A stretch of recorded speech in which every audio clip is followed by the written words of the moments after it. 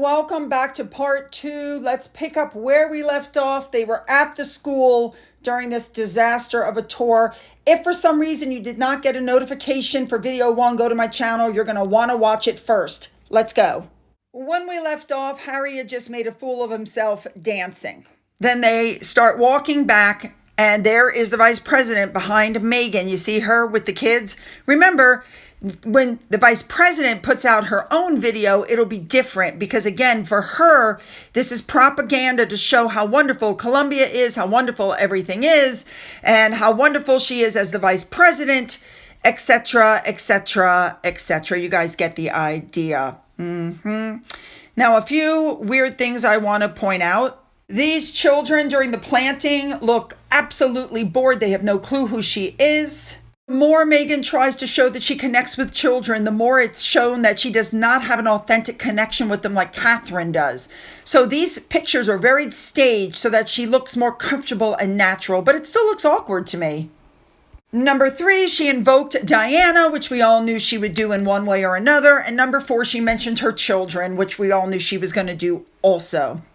A big thank you to Remoulade Sauce for showing us everything that she was wearing that was, once again, ridiculously expensive. You see this jacket she's wearing? It looks like brown mush.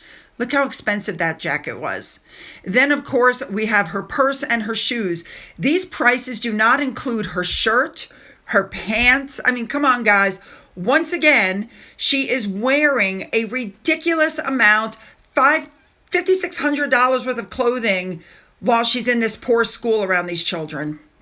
Now let's talk about security. This is the kind of security they're getting in Columbia.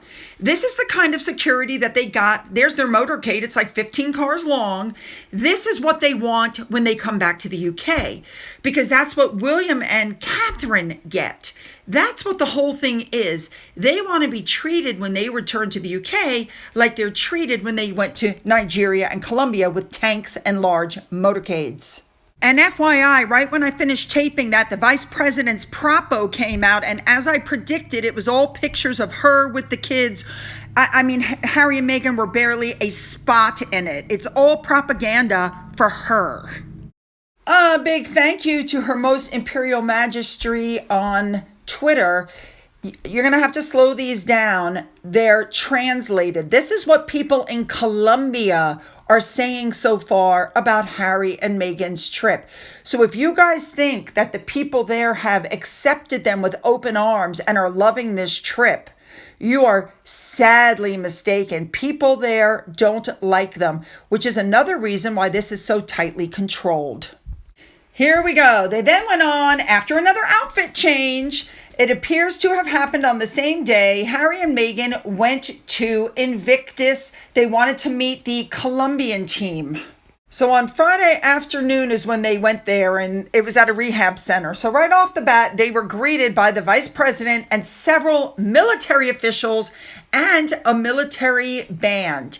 They were toured around. The place had a swimming pool, a rock climbing wall, rehabilitation facilities. They met with the Team Columbia athletes. There was a sitting volleyball match. They got to see the transportation simulation room.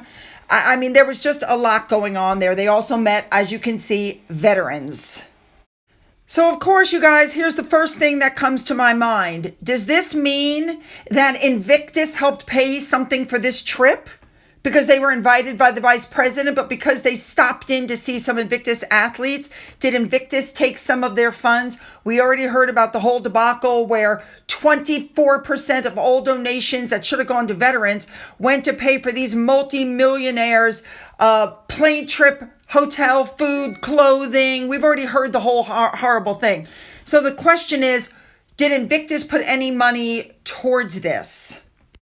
Makes you wonder, doesn't it? Now, while Harry and Meghan were there, they also toured the center's art hall. Now, this hall is art that is featured and created by Invictus athletes. And of course, Megan was gifted with a painting, hand-knitted animals, and a beaded necklace and matching earrings. So here we go. She's collecting her gifts. I'm sure there were gifts at other places as well. This is so staged, though, a lot of it. I think they brought their own camera crew. Archwell did, because it looks like they're taping everything just like they usually do.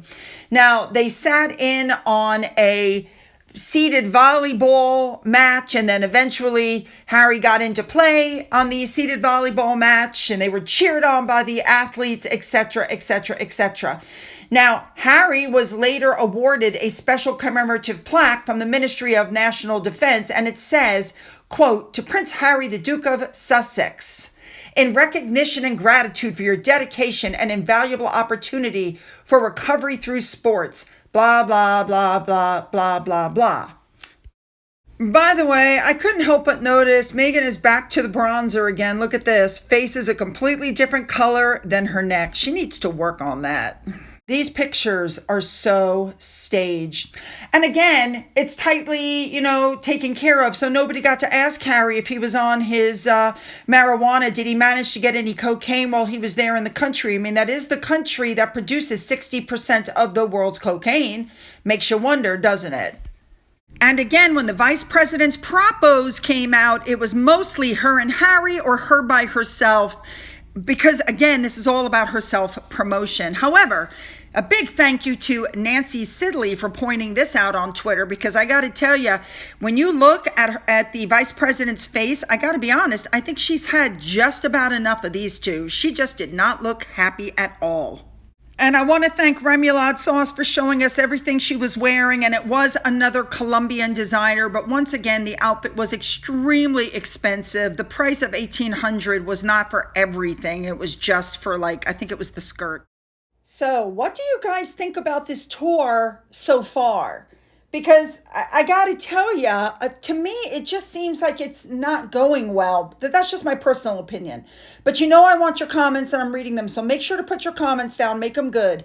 Don't forget to hit the like and the subscribe button and the bell for all notifications. Then you're going to go down into the description box. You're going to find the links to my Twitter, my Gettr, my Rumble, my email, my Patreon, which is currently paused, my Amazon wish list, a physical address in case there's something you want to send. For those of you who've donated something to my coffee fund, thank you so, so much.